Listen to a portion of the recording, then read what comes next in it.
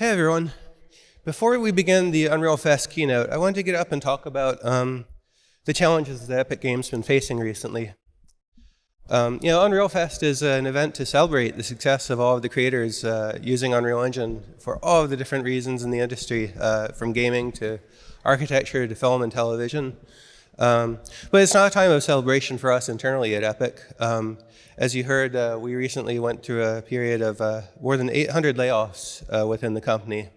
A really sad event for all of us. And so I wanted to just get up and talk frankly about how we got here and what this means for everybody going forward. Now, we've been making Unreal Engine as a key part of our business for about 27 years now, since 1996, when we signed our first Unreal Engine license. And throughout that time, we've had some major periods of celebration within Epic, some major hits, Unreal Tournament, Gears of War, and then Fortnite. And we've also gone through some really challenging times during those periods. And there were years in which revenue from Unreal Engine was 100% funding the company with no other source at all. And so, we've gone through a lot of time periods. But the most recent era now, and the one that's affected us most, is the Fortnite era, which began in 2017. We started as a 500-person company and found ourselves as the makers of the #1 game in the world. And over the course of a year, we went from being a $100 million a year revenue company to a many billion-dollar a year revenue company. And though we had had hits in the past, we'd never decided in the past to go through a period of expansion like this. Back in the Gears of War days, for example, we were incredibly profitable for a couple of years, but we decided to stay small because we didn't see the opportunity that we saw now. And with Fortnite, we saw something that was a fundamental transformation to the game business, and that was that gaming was turning away from a small-scale experience for hardcore gamers into a truly mainstream social experience. We saw throughout schools and college dorms, the normal gamers would start playing Fortnite, then all of their classmates would join, and suddenly you'd have entire groups of friends, gamers and non-gamers, male and female, united in this virtual world. And what we began seeing there, and we've seen also similar trends in Minecraft and in Roblox, is the emergence of social gaming as a phenomena that has the potential to reach billions of users over the next decade. And we saw many resemblances to the metaverse, not the crazy science fiction stuff, but what we hear in these core experiences, which is you and your friends getting together in a virtual world and having fun together. And we saw the opportunity to build Epic into a leading business in this space, both with our own games and with a technology base that could help all developers achieve the things that we are achieving with Fortnite. And so we began this insane expansion from 500 employees at the start of this to 5,000 employees at our peak. And most of the decisions we made along the way, I feel were really good, most of them, and some were not. But what really began our current problems was around 2021. As the pandemic wound down, we began spending significantly more on our development than we were making. And this was an intentional strategy that we hoped that we would reach fruition by growing out of our problems, by being able to grow Fortnite through the creator ecosystem and our other first-party efforts into something much bigger, so that eventually our revenue and our expenses would match up. And we saw the launch earlier this year of the Unreal Editor for Fortnite and the Fortnite Creator Economy 2.0, two of the real hallmarks of our business. And we've seen phenomenal success and growth in Fortnite because of that. It's been a double-edged sword. First of all, we saw Fortnite third-party content grow up to 50%, and it hits a peak from time to time when a major new release comes out, like Only Up, led to a few weeks of 60% of Fortnite time being spent in third-party content. A real revolution for something that began as our little battle royale game. And this is all we'd hoped and dreamed for, that we would be propelled beyond just a single game and a single genre, closer and closer to an ecosystem supporting all kinds of games for all kinds of gamers and reaching an ever-growing audience. And so the growth has happened, and we're happy with that. But what we came to realize was that the growth, and we expect in the long run, all of the growth in the business is going to be primarily in these lower margin parts of the business. We decided early on that Fortnite's creator economy would be as lucrative for creators as we could possibly afford to make it. Fortnite's supported by not by pay-to-win mechanics or loot boxes. We don't have anything of the sort, but by an outfit shop where you buy cosmetics to improve your character. We build the cosmetics, we sell them, but the reason people spend money there is because they're having fun in Fortnite experiences. And so the right model for this is to revenue share from the Fortnite item shop to the creators of experiences based on their engagement. And we revenue share 40%. We're absolutely confident this is the right decision because it enables creators to profit from their work, to invest. And I was talking to creators last night who sounded a lot like my story back in 1991 when I started Epic. They started out with one person and then grew to a few. They're making money, they're hiring people, but they always are challenged to find more funds to invest more in their creation. But by building a real economy around Fortnite, we're enabling all of the investment that enables businesses to develop and serve it. And if we're successful with this and the rest of the industry joins in, then eventually the open metaverse economy will be a massive economy for everybody. But it's meant huge financial challenges for our business. And this led to the realization that we were not going to grow out of it, that a large part of our revenue, from the Fortnite creator economy would just always be at a lower margin. And we realized the only way we could survive this period was by becoming a smaller company and making some really painful changes in order to accommodate that. And during the pandemic, it's really common knowledge now that a lot of big tech companies lowered their hiring standards, grew more than they should have, and then fixed those problems later with layoffs. And this isn't what happened with Epic. We have never lowered our quality standard. We've only hired great people. And so the tragic thing about our layoff is that only great people were laid off, and 800 of them. This has been a painful experience for everybody. And the only thing this wasn't a right sizing. I think we were the right size, and I loved our original plans. But this is a survival move that was necessary, and what we did accomplish, the one thing is we've stabilized our finances so that we won't run out of money as we build the metaverse. This has implications for everything. I'm going to talk about that and how it affects all of our ecosystem efforts. But one of the principles we decided on early on, it was about 10 weeks ago when we realized we were running into a financial problem that we had to solve quickly, is that we wouldn't spread their pain around equally. Rather, we went through and identified all the parts of our business and exactly what we absolutely needed in order to accomplish our mission. So it affected different parts of the company in rather different ways. The Unreal Engine engineering team was only impacted with a 3% layoff. Many of the business, sales, and marketing teams suffered more than 30% layoffs. And so this is going to have implications for everything we do, and it's going to result in a degradation of the quality of some of our work. I'm sorry for that. But right now, everybody in the company is working to figure out how we're going to rebalance our priorities and to retask the teams in new ways in order to serve all of your needs, and we'll get through that.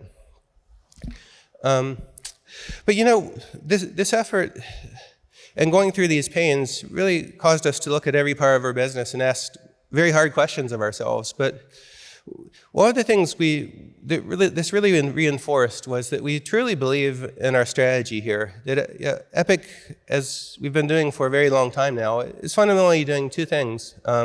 We're building technology for all of the creators in the world, and we're building our own entertainment experiences on top of that. And the business is built around the synergy between the two.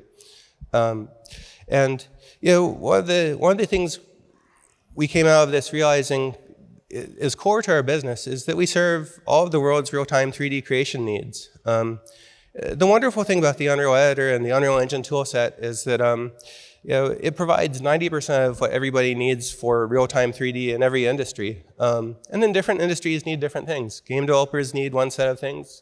Filmmakers doing virtual production need another. And architects need some, and automotive makers need fancy material systems, and so on and so on. And so we've built up a structure in which we have a lot of different small teams serving the needs of every industry.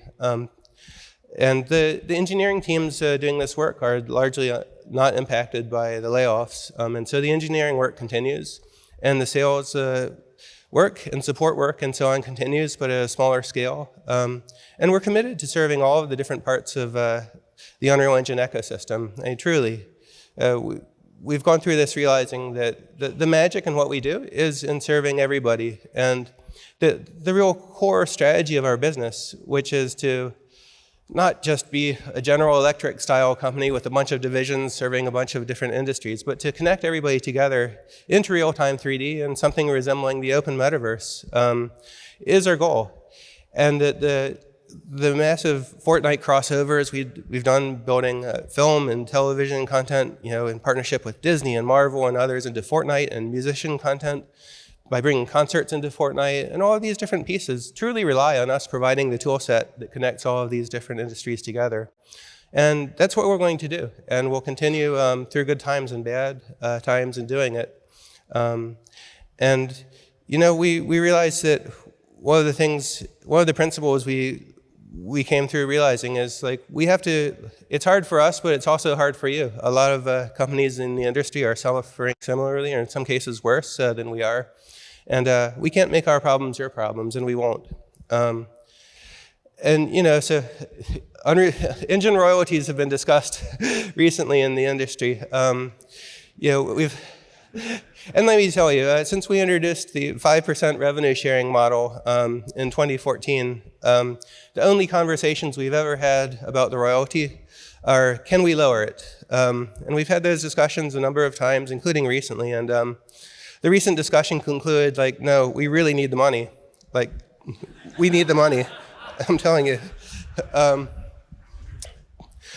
But that's not necessarily the case forever. A funny stat that one of our investors pointed out years ago was that the engine business makes about 0.04% of industry revenue. Because, Unity is really popular, and there are other engines and internal engines, and most of them are licensed without, revenue sharing, including you can call our sales force and negotiate a royalty-free on our Unreal Engine deal still.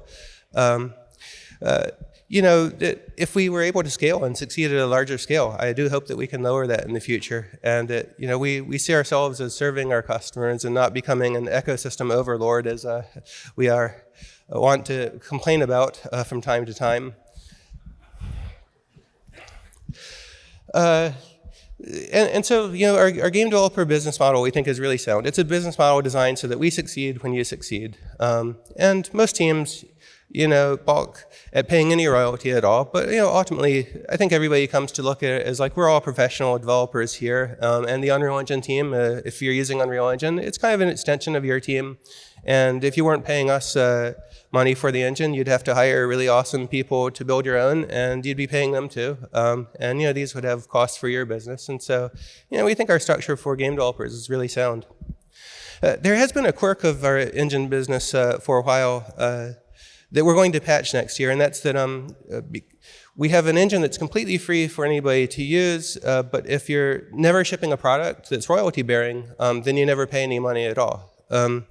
This doesn't affect game developers, but one of the things we're going to change next year is for industries other than game development, such as automotive industry and so on. We're going to move to a seat-based enterprise software licensing model for Unreal Engine. And we don't have terms to announce yet, but this is just, I wanted to get this out in front of everybody for transparency. That we're going to move to a model like that. It's not going to be unusually expensive or unusually inexpensive, but if you're going to be building a product outside of the game industry and not paying a royalty on it, then it'll be a licensable piece of software like Maya or Photoshop or whatever, and that will just be a change that tries to bring our engine revenue back and associated with the teams that are doing the work in the industries. A funny thing about being funded so heavily by Fortnite over the past 6 years is we've kind of let different parts of our business get disconnected from their revenue streams. We have big teams serving different industry verticals, building this and that set of features for custom clients without revenue to support it. And that's been fine because we've seen adoption grow massively. But one of the rigors that we need to do as we become a lower margin company and kind of have to cope with this is reassociating revenue streams with the things we're doing. And this will absolutely not affect game developers. I think free and pay upon success is the best deal we can offer. And if you don't like it, then call up the sales force and negotiate a zero royalty deal and pay some money up front, and that works too. We're also dedicated to continuing all of these other services that we provide. We have the Epic Game Store. We think the Epic Game Store is the cure to a disease that's impacting a lot of the industry right now, where the mobile platforms have become overlords and are extracting vastly higher payment processing fees than any sane payment processor on earth. And we're fighting that. And we see one day over the coming years, perhaps at different times in different territories, when we'll be able to open up these platforms and bring the Epic Game Store to iOS and to Android, and to continue offering a 12% fee store and serving customers at a much, much larger scale than we served before. And Epic Online Services, it's a set of online services we built for Fortnite and now have opened up to all developers. If you want to escape from Steam or escape from the various single platform ecosystems and connect all of your players together as we did, it's a great solution for that, and we'll continue it, and we'll continue these investments. And so this is really Epic's process of reconciling our business model with the reality that eventually comes to exist for all companies. We escaped it for a while with Fortnite, and now we're getting back to having reached the scale of now a 4,000 some person company through a really painful downsizing, and we're desperately now going to be operating in a different way to make sure that we don't get back into that kind of position. And throughout these times, good and bad, we'll support you, and we'll continue everything we do, and we're grateful for your business. And but anyway, Unreal Fest isn't about this. It's about celebrating the accomplishments of everybody who's building amazing stuff with Unreal Engine. So let's get on with the show. Thank you very much for coming.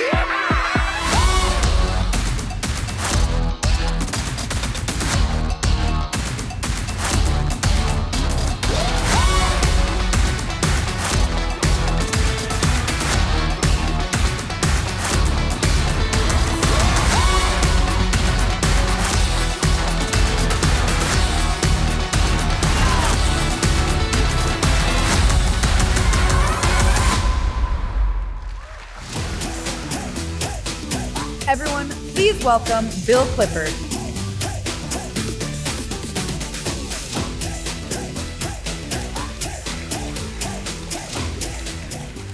Hey everyone, welcome to Unreal Fest in New Orleans.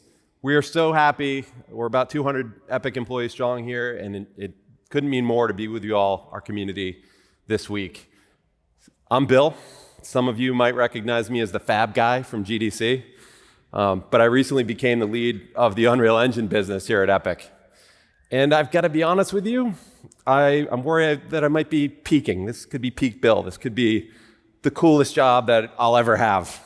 My kids suddenly think I'm cool. Their friends think I'm cool. My wife, unfortunately, thinks I'm a huge dork now. But you know what? I don't care, because I get to see you guys make magic with the Unreal Engine every day. And I'm so fired up to partner with you, to champion your work, and to do whatever I can to help you succeed with my team. I've always been impressed by how passionate and collaborative and global this epic Unreal Engine developer community is. And I got the chance to experience it firsthand in Seoul, Korea at Unreal Fest there a few weeks ago. And the energy was incredible. People came up to me and told me countless stories of how Unreal Engine changed their lives by unlocking new possibilities for them to create and thrive. And these people were swelling up with emotion. And it struck me like, this is your livelihood, Unreal Engine. And we need to protect that. And we need to get your back. And we always need to be transparent and honest. And that's what we're going to continue to do. And the whole experience was super humbling and inspiring. And that's why we're here at Unreal Fest, to inspire each other, to show each other what's possible, and to celebrate this awesome community. The people in this room are ushering in a new paradigm where stories are created and shared in worlds that extend and evolve across mediums, shifting between the real world and the virtual world. And you see it now with properties like The Witcher and The Last of Us, where characters cross over from books to consoles to television and back. Musicians are totally transforming live entertainment, performing in the virtual world, and bringing digital experiences to their IRL concerts. I mean, just look at YouTube's unbelievable performance at the Sphere in Las Vegas last week. It's taken over everyone's social media feeds. All of this awesome innovation is fueled by real-time 3D technology and a powerful new creator economy. We've got representation from some of the world's best game developers here working on AAA titles like the new Mortal Kombat, Final Fantasy VII, Rebirth, and Persona 3 Reload. Our indie community is going strong, stretching our imaginations with upcoming titles like The Plucky Squire, a beautiful storybook adventure that elegantly jumps between 2D and 3D realms. We've got world-class filmmakers here at Fest. In 2019, only 15 television and film projects used Unreal Engine in production. Today, that number is over 750. Virtual production is unlocking new creative possibilities while making the content creation process more collaborative and more efficient. And while you use Unreal Engine to make linear content, you can leverage the same assets to make interactive experiences, games, marketing content, and more. Nike, LVMH, BMW, and other major brands have awesome stories to share with us about how Unreal Engine is transforming their design process and allowing them to explore entirely new business models in the metaverse. And speaking of iconic brands, we're thrilled to have the team from Lego here with us. They'll be hosting a panel where they'll show us how they're transitioning several of their most trusted series to real-time pipelines in Unreal Engine, and they'll be introducing us to the studios that are helping them make it happen. Be sure to say hi to the team from NASA, who are working on simulation and visualization systems in UE5 to help get us to the South Pole of the moon. After a few drinks, I bet the alien stories start flowing, so be sure to find them at the party. Finally, the next generation of rockstar game devs are here, the creators and influencers who are teaming up to capitalize on the Unreal Editor for Fortnite opportunity. More to come from Tony Driscoll on this in just a few minutes. We remain committed to investing in the Unreal Engine and our ecosystem of tools that empower our creator community. Since GDC, we've released UE 5.2 and 5.3 to expand the core functionality of the engine. You can now use Epic Online Services to bring your players crossplay from between PC and console. MetaHuman Animator is available to help you dramatically reduce the time and cost to deliver high-fidelity performances. Reality Scan is now on Android in addition to iOS. And finally, the Twinmotion team has been really hard at work to bring Nanite, Lumen, and animation features to the product while revamping the UX, making it an amazing visualization tool for designers across all industries. Preview 2 of the 2023.2 release is coming later this month. Earlier this year, we announced Fab, our unified creator marketplace. We released Fab for UEFN in alpha, giving creators Fortnite-ready assets from Sketchfab, Quixel, and the UE marketplace. And so far, we've seen great results, with over 400,000 assets used across thousands of new islands that are created in UEFN. And while we were hoping to launch the product later this year, we recently announced that we're going to launch in 2024 giving us more time to bring you something truly fabulous. Another dad joke. With the release of UE5, we introduced the Epic Developer Community, or EDC. Since then, over 440,000 developers have gathered there to connect, to support each other, and to hone their skills with more than 3,000 tutorials and other valuable learning content. Now, over the next few months, we're going to double down on EDC. We'll be migrating all Unreal Engine documentation to the site. We're adding new features to the learning library, and we're migrating all of our disparate forums from our various ecosystem tools to one place. So you have everything you need in one place with everyone there. If you're looking to switch to Unreal Engine, then the Epic Developer Community is an awesome place to get started. And one more thing. We have a surprise guest joining me tomorrow, a cultural icon who's not only an avid Fortnite player, but is also building a digital media empire using Unreal Engine. He's got the rollie on his arm and he's pouring Chandon. That's right, Snoop Dogg is going to be in the house. We'll have a fireside chat with Snoop and his son Cordell right here in this room tomorrow at 6 p.m. Look around. You're in New Orleans, you're surrounded by badass creators and innovators who want to meet you, hang out, party, and make cool shit together. This is your show. Participate, make connections, collaborate, and have fun. Now, we're here to talk about Unreal Engine, so naturally I have to roll out an engineer. Not just any engineer. If you thought Snoop Dogg was exciting, buckle up, because here comes Epic's Vice President of Engineering, Simon Tourangeau.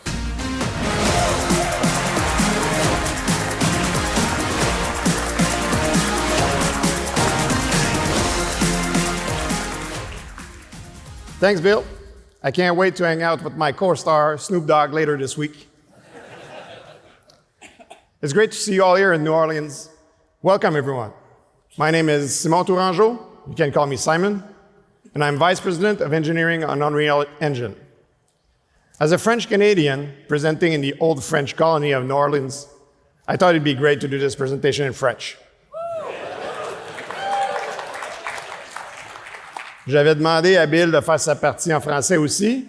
Malheureusement, il a changé d'idée à la dernière minute. Et Okay, sorry. I've been told switch to English or get off the stage. So I'll go in English. So I've been at Epic for 7 years now, and one of the reasons I love working here is that we're constantly innovating. We're always pushing the boundaries. It's always great to see the awesome content that you create with our tools. As you know, we released 5.3 last month. It includes many improvements and some exciting new experimental features. You can learn more about these at any of the 150 sessions this week at Unreal Fest, so be sure to check those out. Today, I'm going to share with you 6 areas where we delivered some of the coolest features. First, let's talk about performance, a topic that is always top of mind for creators. We now provide more control over performance with refined workflows to yield better-looking results than ever before. Nanite is now faster with mass materials, including foliage. Virtual shadow maps now respect the Nanite call distance, even when shadow caching is enabled.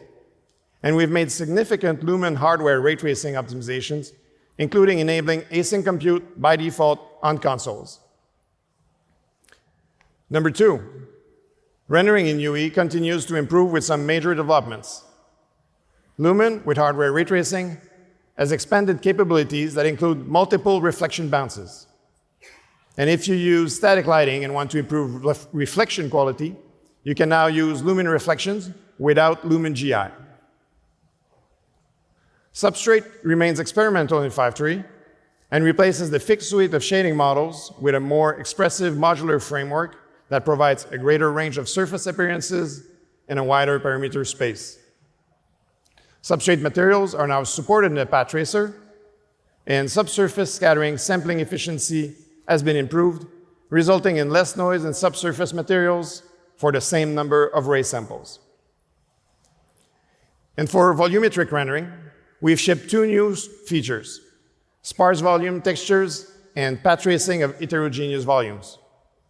Both of these facilitate cinematic quality volumetric rendering by introducing new capabilities for effects such as smoke and fire. Number 3, for the animators and riggers out there, these are for you. We've shipped a new experimental skeletal editor. Animators can now edit character skinning without the need for round-tripping to DCC applications, enabling you to work in context and iterate faster. And with environment becoming more and more realistic, characters, and in particular cloth, must step up. Panel-based cloth mirrors how traditional garment design is accomplished. So we've introduced a new panel cloth editor, which supports attribute painting, new skin weight transfer algorithms, and real-time feedback during the asset construction process. You will achieve better-looking simulations with this node-based, non-destructive cloth simulation workflow. And finally, cloth can now be simulated and cached in-engine using the panel cloth editor in conjunction with the ML deformer editor. Number 4, for the audio designers among you, as you know, sound is a critical part of setting the mood and immersiveness of experiences. So we continue to provide more ways for users to control metasounds. For example, Metasounds Builder API, which makes it possible to create and make changes to a graph while the game is running. And Output Watching, which enables you to match gameplay and visuals to events happening in Metasounds. Number 5, if you're using UE for architecture, 5.3 now has full support for orthographic rendering, which is a common way to visualize your projects. It can also be used in games as a stylistic camera choice. Most modern UE5 features, including Lumen, Nanite, Shadows, and TSR, now work with orthographic rendering. It is also available in the Unreal Editor, so users can make updates in the live setting. And finally, number 6, I know a lot of you here are interested in virtual production, and we have some nice innovations for you. N-Display now has experimental support for SMPTE 2110. This opens up new hardware configuration possibilities for the next generation of LED production stages. It will help you maximize the potential rendering resolution, increase the frame rate, and handle more complex scenes.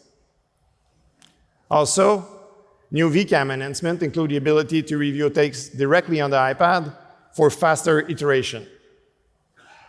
And in addition, VCAM content can now be streamed to any client on the VCAM iOS app or any browser, making your VCAM shoots even more collaborative.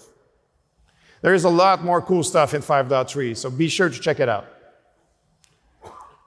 Looking ahead, we have lots of great features in the work for 5.4. Dynamic tessellation will take Nanite one step further and allow you to apply displacement at runtime and greatly increase geometry detail without making your meshes larger on disk. Character Mover 2.0 is a full revamp of the legacy character movement. We'll be introducing procedural layering for animations, an experimental feature for efficiently authoring layered animations for weapons and props. And finally, we're actively developing our procedural content generation framework and aiming for it to be production ready in 2024. Check out our newly released roadmap to learn more about the features we're working on. So this was just a small taste of everything happening in Unreal Engine. But now I'd like to invite Tony Driscoll to speak about UEFN. Merci et bon fest.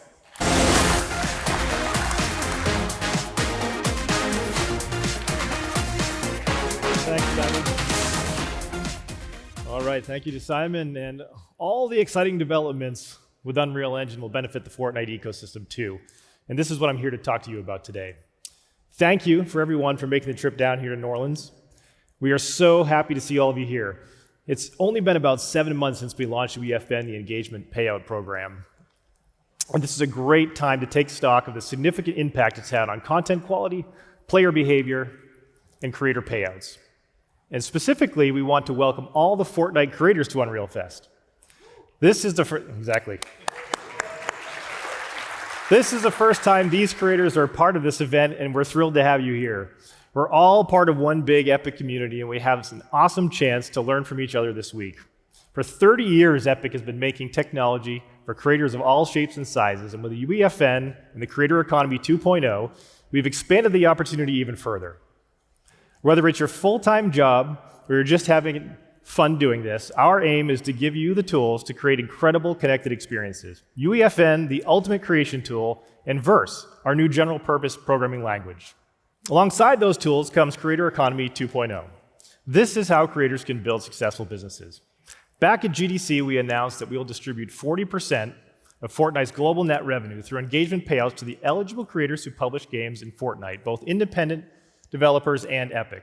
More than 13,000 creators have signed up for the program, and I'm happy to share that since March, more than $120 million has been paid out to independent creators like those of you in this room. This is an ecosystem designed to give games an opportunity to find their audience. Within their first 7 days, 80% of new islands receive around 25,000 unique impressions.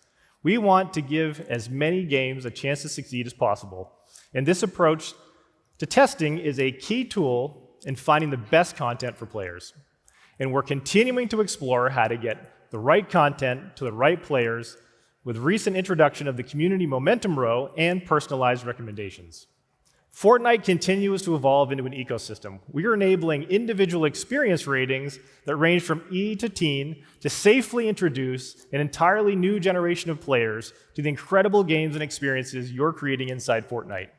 Just this morning, we announced that Fortnite will soon feature internationally recognized age ratings for all playable content. What that means is that more players can play more games made by more creators. On average, players of creator-made content will play 7 unique islands per week. We've seen some big hits over the past 7 months and the emergence of entirely new genres inside Fortnite. This is where you have a chance to test out a new genre with a very receptive and passionate player base. We've been hearing from many of you that UEFN has been a fast way to get your game loops really feeling great. A lot of you have been sharing with us how it feels like we're getting back to the good old days of developing and how much fun you're having with it. You can build fast, publish quickly, and see what's working and iterate. With the click of a button, your experience launches across all consoles and devices. Behind me, you can see a QR code, so you can take a picture of that. There's a snapshot of what's coming on the roadmap. UEFN is rapidly maturing, and our constant goal is to give you all the tools that you need to make deeper and more compelling games. We are transparent about the roadmap, so you can follow along and plan for when features come. It's live on our website and updated monthly. We have a lot of exciting new features coming, like Patchwork, a suite of UEFN and creative devices that integrates music and rhythm gameplay into UEFN. That's developed by the creators of Rock Band. There are a lot of great things to talk about this week and a lot of great talks in UEFN and Verse, and it's going to be great for everyone. So to chat about their experience developing in Fortnite, we'd like to welcome JJ from 404 Creative and Pete Hawley from 100 Themes.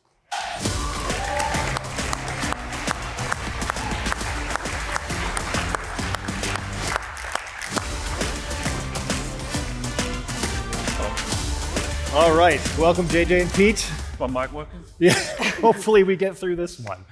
All right, let's dive right in. So you both come from vastly different backgrounds. JJ, an OG Fortnite creator, and Pete is what we'd call a traditional game developer. But you're both now developing UEFN experiences. So we all want to know rather, why did you choose UEFN? Well, our studio 404 Creative we've been building in Fortnite Creative since its inception. And being a small self-taught game development studio, it was a no-brainer to adopt UEFN because UEFN kind of chose us at that point. With the previous monetization model, we were able to find some good success there, but again, another no-brainer. When that 40% engagement pay announcement came out, it was an obvious decision to continue building and leveraging the platform and grow with it.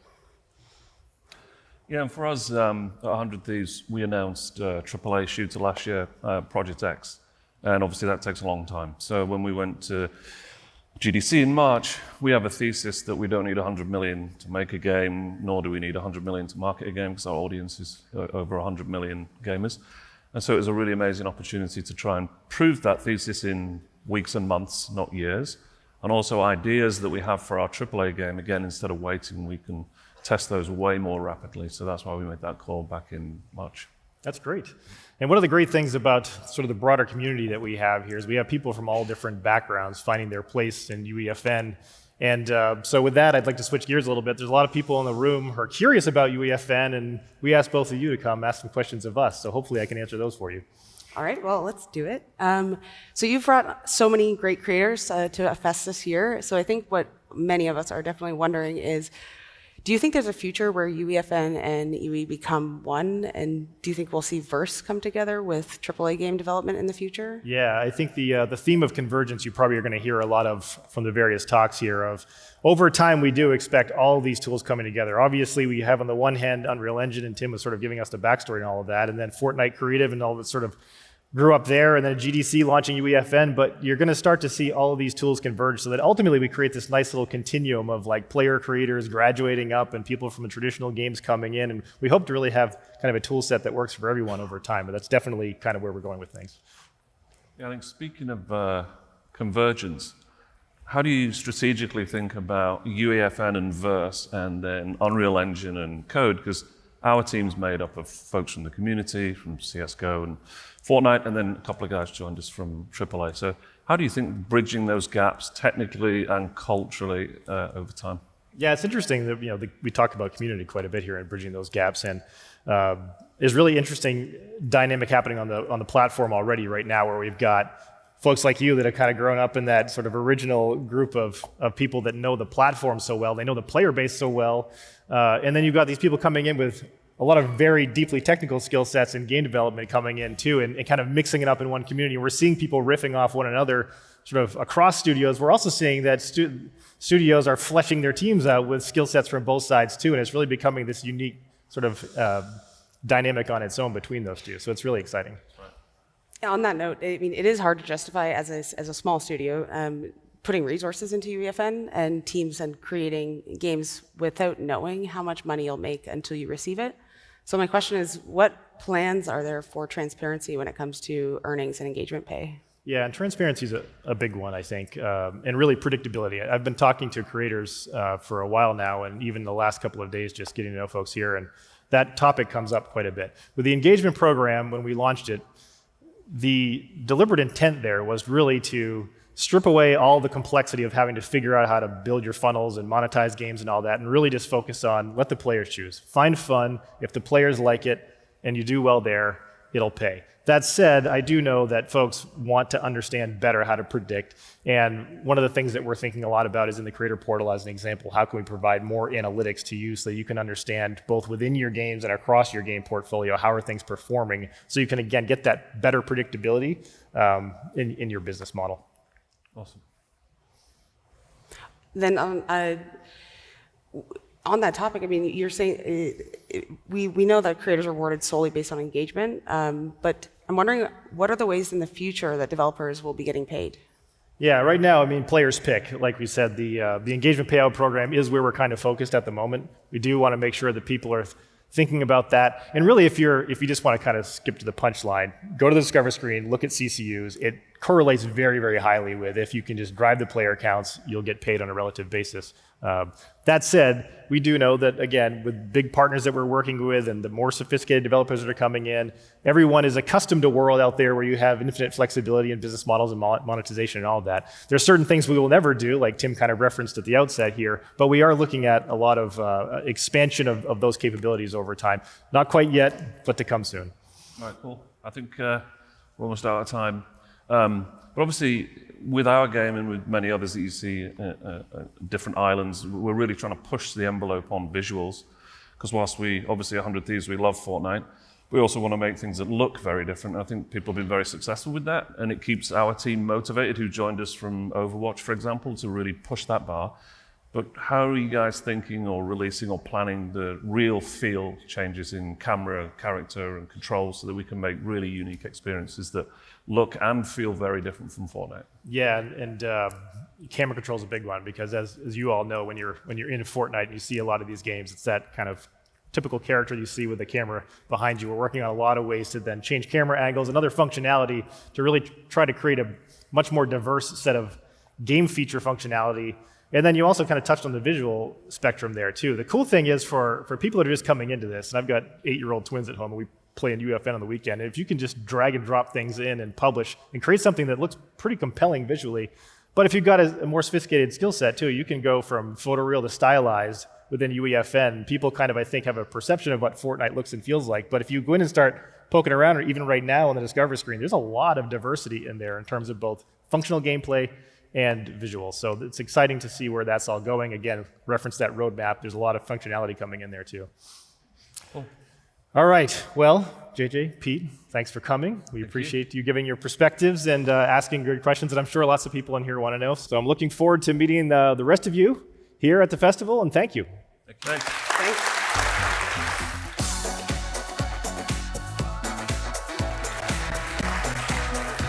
Hello, everyone. My name is Zoe Schneider. I work on the publishing team at Epic Games, and I'm a lifelong artist and creator like many of you out in the audience today.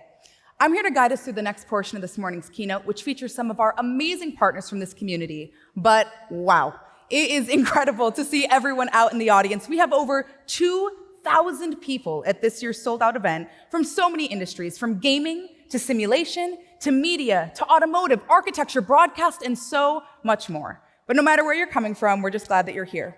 So all right, let's get going. Next up, I'm excited to welcome to the stage Julia Lichtblau, an industry veteran who has shipped over 30 award-winning games in her career. She was the lead environment artist on Minecraft Season 2 and has contributed to titles such as Game of Thrones, Guardians of the Galaxy, and The Walking Dead Seasons 1, 2, and 4. Now, she's the associate art director at Ascendant Studios, who have just launched Immortals of Avium, a first-person magic shooter developed and shipped on Unreal Engine 5.1. Everyone, please give a warm welcome to Julia.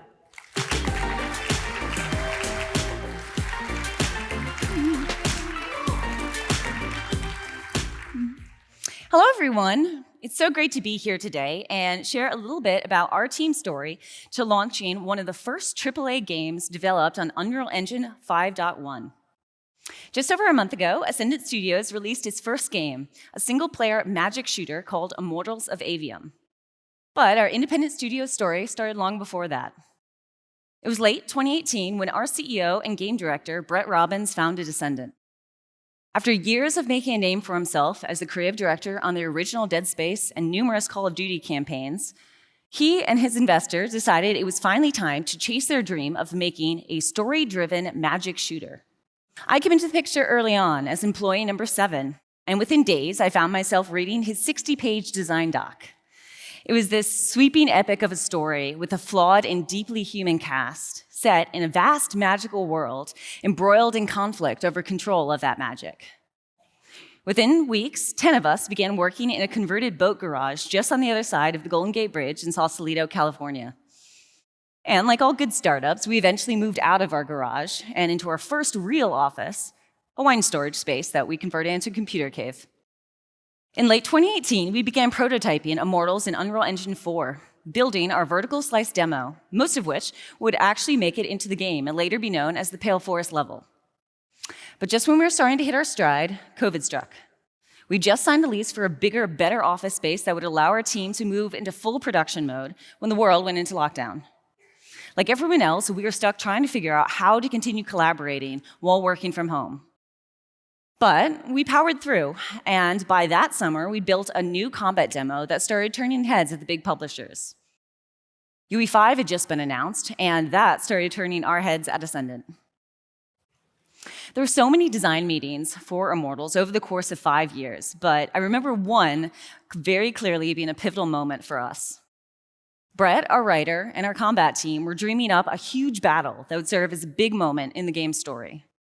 They were talking about an entire level taking place on a giant 400-foot mech that walks across the ocean and comes under attack by the enemy.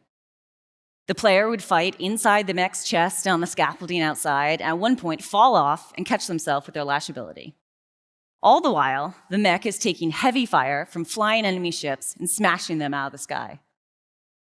As the person in charge of environment art, I was in heaven. I thought this sounded like a really memorable set-piece moment in the making. Mark, our CTO, was more like, how the hell will we actually make this level? It is not technically possible in this time frame. You content people are absolutely dreaming. And that's when it hit us. Well, it hit Mark, really. UE5 would be entering early access soon, and in theory, its new features could solve most of the technical impossibilities Mark said were standing in the way of making this level a reality. Within 2 months of UE5's early access in 2021, our team was working in the untested and in-progress version of the engine. A year later, we moved our full game from UE4 to UE5 as it entered preview. Here's a glimpse of how that mech level looks in the final game. Prepare to repel boarders! Airship's got a toxic! Action station! Action station!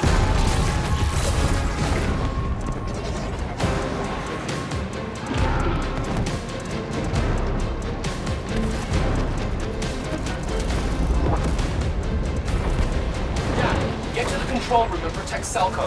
Zendara and I will hold off the Rashanians down here. Got it. Gotta get to the control room.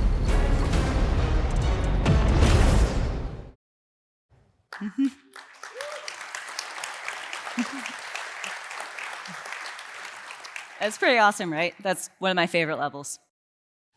So for us, Lumen solved the indoor to outdoor lighting transition seamlessly, allowing a team of 4 lighters to light more than 18 levels, and also allowed our modelers to instantly view assets across a variety of lighting scenarios.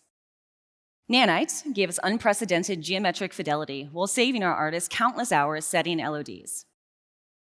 Niagara allowed 4 VFX artists to do work for a magic game that demands an insane amount of VFX to be believable.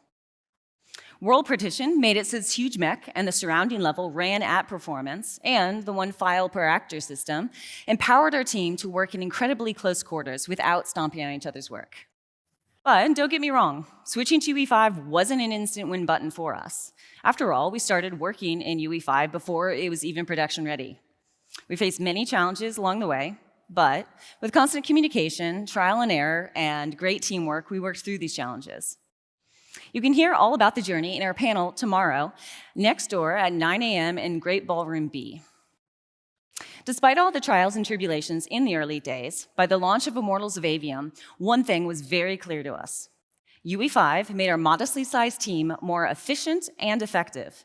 We did more with less during one of the hardest dev cycles you could possibly imagine. We made a bigger, better game than we'd otherwise been able to do. But that was just Ascendant's road to launch. Our journey continues as we update Immortals of Avium to UE5.2 and begin work in our next project in UE5.3. Imagine what we'll all be able to create in the future with the power of Unreal. Thank you.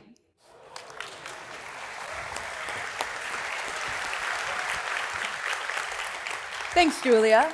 Next up, we're excited to welcome the co-founders of an established independent team from Toronto, Canada, who have created iconic titles, including Valley and Slender, The Arrival. Please give a warm welcome to Alex Tintor and Brendan Frank from Blue Isle Studios.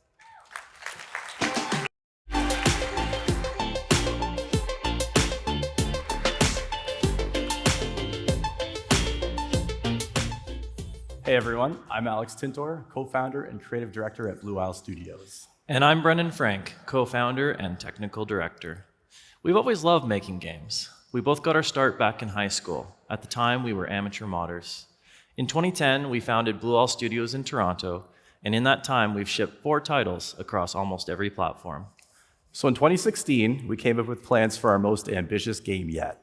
It's an open-world survival crafting game with RPG elements where players can build, attack, or defend giant castles comprised of hundreds of thousands of structure pieces, raid epic dungeons, and fight or even tame dragons. Oh, and it needs to be an always online, living and breathing world filled with up to 60 players at a time. We quickly realized the engine we were using wouldn't work for this kind of game, and we needed to level up our studio.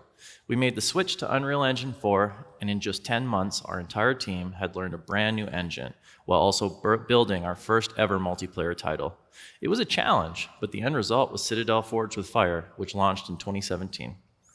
We've been waiting a really long time to go back to our very first game, Slender: The Arrival. It's a horror adventure that rose to popularity due to its tension building and dark surprises, and it's been the source of many screams with hundreds of millions of views on YouTube and Twitch. This year marks the 10-year anniversary since our launch, and we felt the time was finally right to go back and overhaul the game that helped to launch our studio. With Unreal Engine 5.2, using Nanite and Lumen technology, We finally have the tools to render the game the way we always imagined it should look. We wanted to maintain a lot of the nuance of the original game, which features a highly detailed world.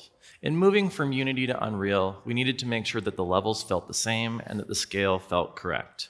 We used the Exodus plugin, a scene converter available on GitHub, to export scenes and import them directly into Unreal.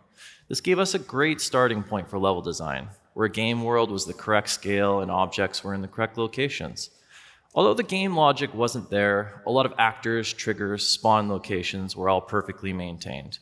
With much of the world ported over, we were able to fill in the gaps with ease. It essentially gave us a means of tracing a drawing of our first game, and we were able to refine it from there. We also audited our existing asset library as we began to replace every single art asset from the original game. Every material and 3D mesh needed to be redone, and our art team was able to repurpose some assets from our previous game, Leap.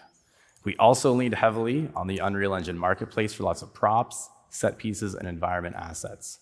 We basically rebuilt the whole thing top to bottom. And Alex is actually being pretty modest here. He started off the project by rebuilding the majority of the game solo, paying careful mind to all the details. This informed the rest of the team, who later stepped in and were able to really bring the game to life. I was amazed at how far he was able to take the project simply by curating appropriate assets and using those assets properly. With our small development team of just 14, we embarked on the 10-year anniversary update, and what you're looking at is the end result. And we're not stopping at remaking the original Slender, because games are no longer one-and-done experiences. We are excited to announce that we are expanding the original game through brand new chapters, a full-blown modding experience where players can create their own scenarios, and lastly, a brand new multiplayer mode. We couldn't be more thrilled that players will be able to develop and share their own Slenderman encounters, expanding on the mythos in ways like never before. Our creation kit can be used to build new single-player story-driven experiences, and mods can also utilize our new multiplayer mode and be shared cross-platform, whether on PC, Xbox, or PlayStation. We're using CurseForge for Studios, a platform developed by Overwolf, to manage discovery, curation, mod author services, and eventually monetization. And although we aren't a AAA studio, all of this technology empowers us to deliver high-quality, fully featured games that meet the high expectations of our devoted community. Regardless of platform, players can share, download, and play together. Our community can develop in ways we as developers may never have the time or even the creativity to build. They can take risks that we may not be able to. And lastly, we believe an experience that you played a role in building is one that can last a lifetime. We as developers all know that feeling, watching someone enjoy your creation. And there's nothing more satisfying than watching the expression of joy, or in our case, horror, on someone's face as they enjoy something that you worked on. Giving that power to our own players is incredibly meaningful, and we can't wait to see what they create. We are proud to let you know that the Slender the Arrival 10-year anniversary update is launching on October 18, and we invite you to check it out on Epic Games Store, PlayStation 5, and Xbox Series consoles. If you weren't awake before, you are now. Thanks for having us. Whew. All right, mark it down, y'all. October 18th, just in time for spooky season. But let's go ahead and switch gears a little bit into the world of virtual production, where filmmakers are constantly innovating and creating within real-time workflows. Here to tell you a bit more, please welcome to the stage, Miles Perkins.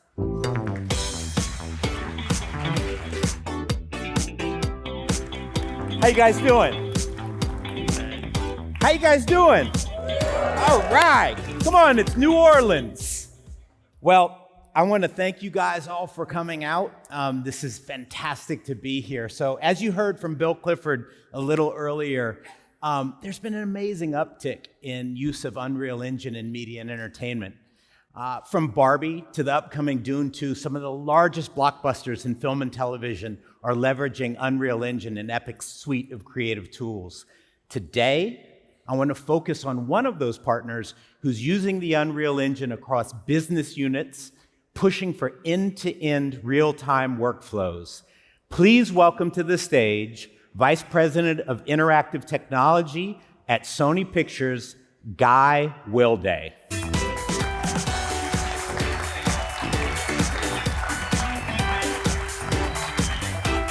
guys, thanks a lot for coming out. Really appreciate it. So let's start off by just talking about a few of the recent engagements we've had between our companies.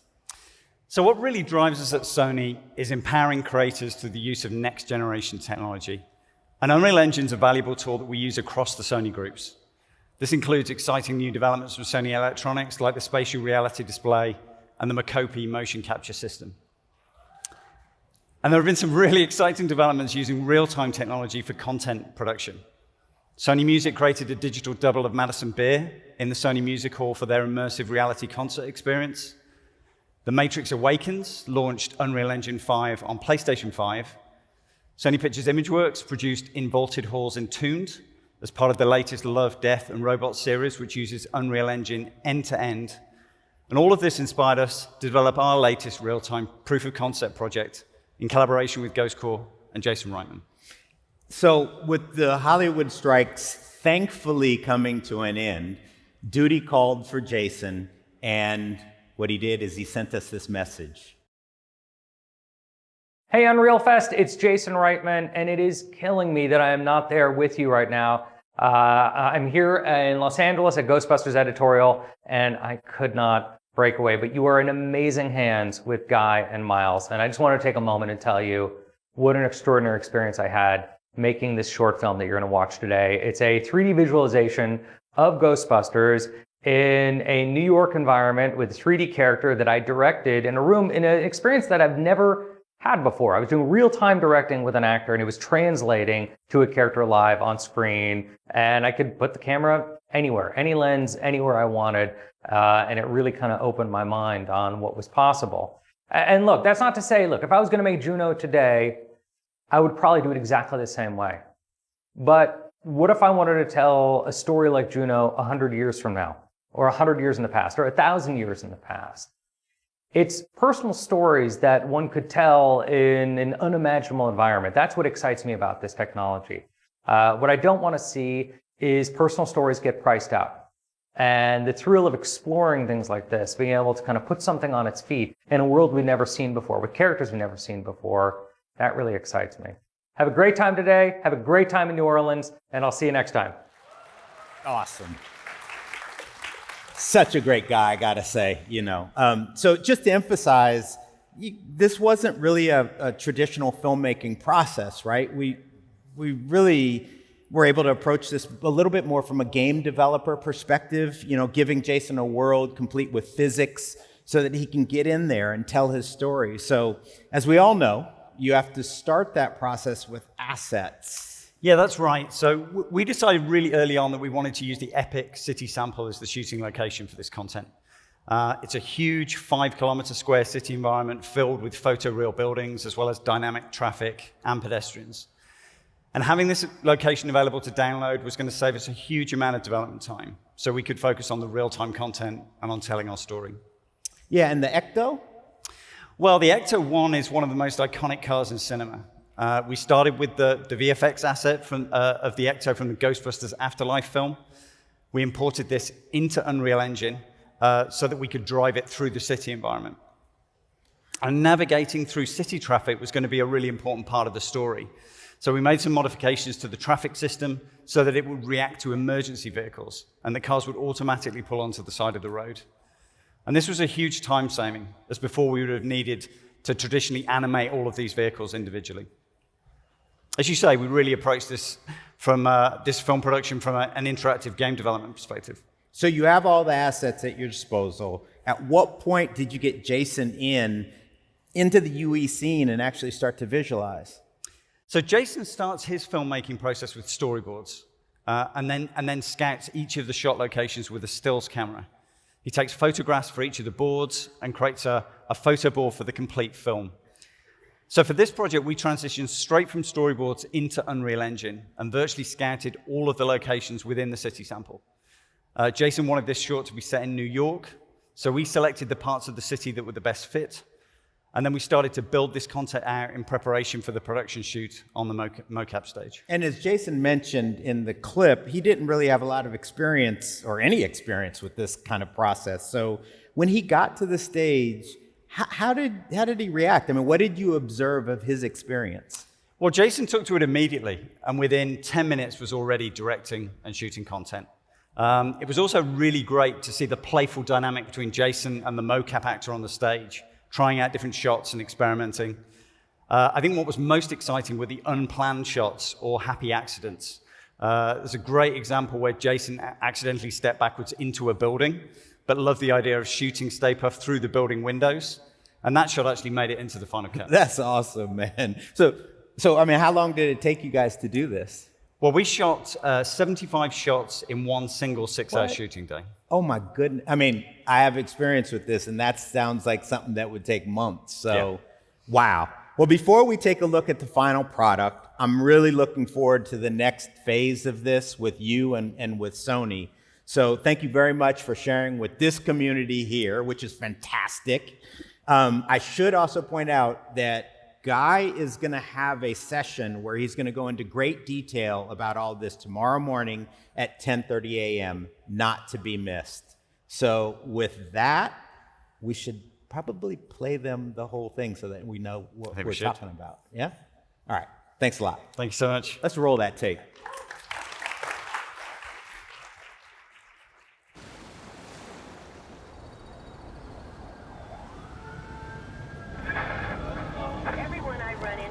What we need is local control.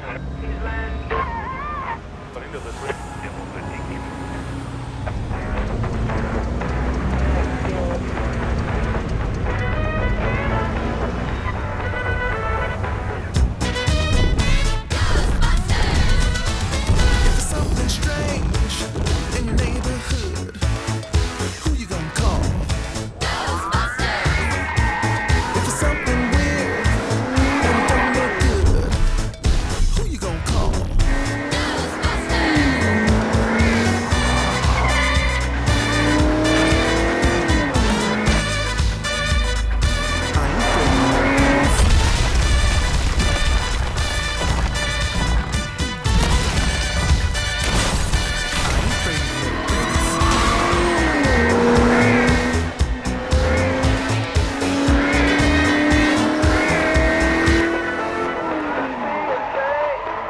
Running through your head.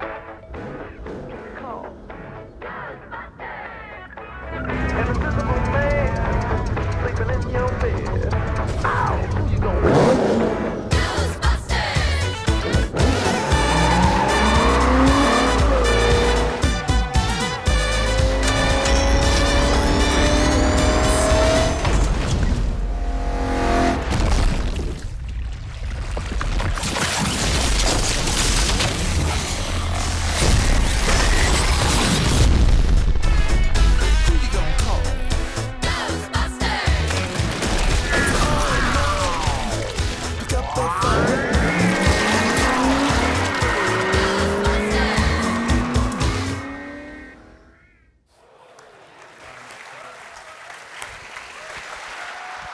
All right, well, that is a wrap on the opening session of Unreal Fest 2022, but we are just getting started.